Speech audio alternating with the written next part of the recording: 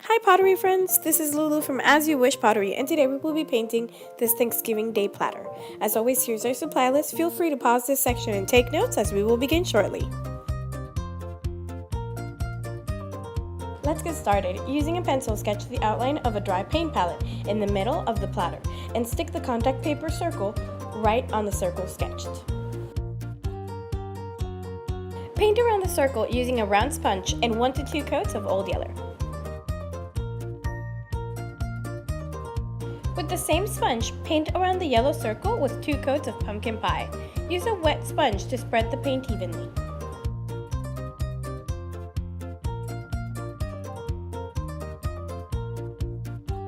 Go back over the Old Yeller circle and paint 1 more coat to blend the colors where they meet.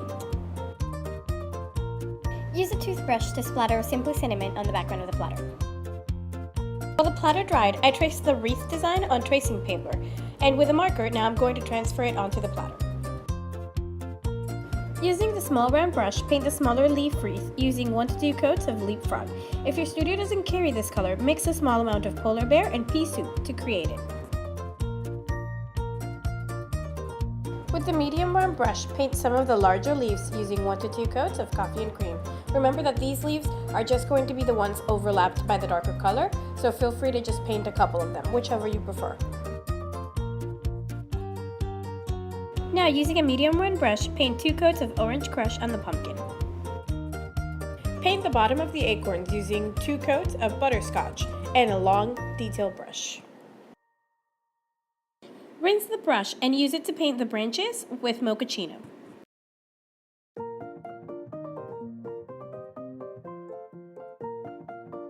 Use the same brush to paint the top of the acorns using 1 to 2 coats of mochaccino.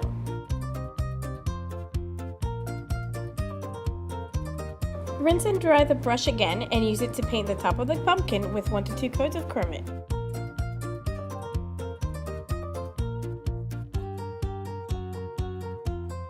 Paint the rest of the large leaves using the medium round brush and 2 coats of mocha fudge.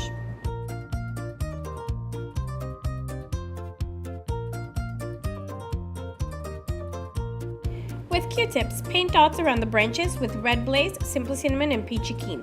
For smaller dots, use the back of a brush or tap the tip of the Q-tip near the larger dots.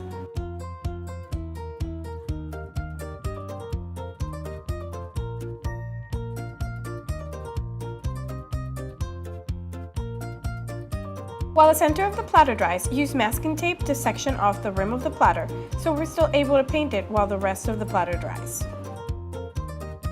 Paint the rim in sections using 2 coats of Happy Trails and a large square brush.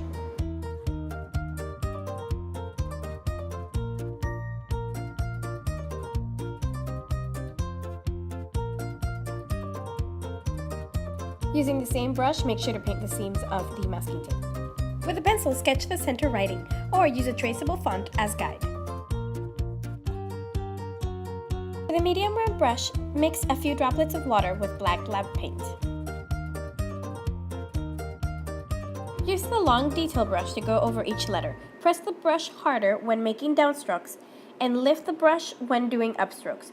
Remember, we can always make a skinny line fatter with the brush and more paint.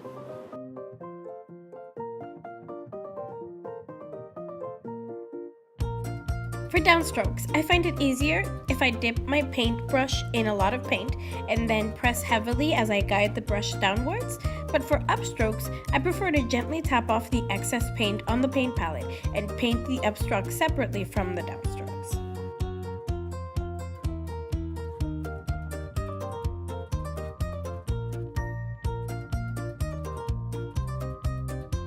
Remember, you're looking for a ink consistency in the paint, so you want it to be able to be easily spread and easily moved, but not too watery that it just kind of blobs. So just be careful with how much water you add and make sure that you mix your paint really well before you start painting.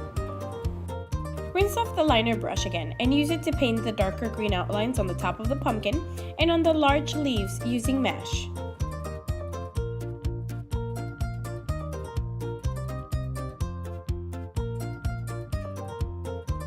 With the same brush and color, remember to paint the outlines of the other 2 bunches of leaves around the platter.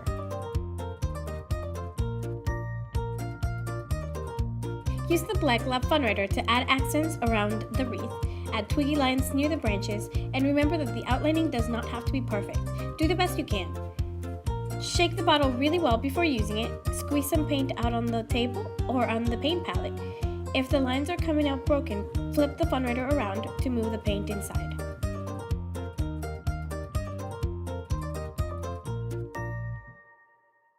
Remember that though this looks fast, take your time and do your lines comfortably. Do not stress out about how your lines are looking. Just try to go with the flow and do what you can with the Funwriter. With the same Funwriter, outline the platter where the rim and the center of the platter meet. Lastly, use the round sponge and happy trails to cover the outer rim of the platter. And here we have the final product, a platter to be thankful for. I hope you had a great time. Thanks for watching.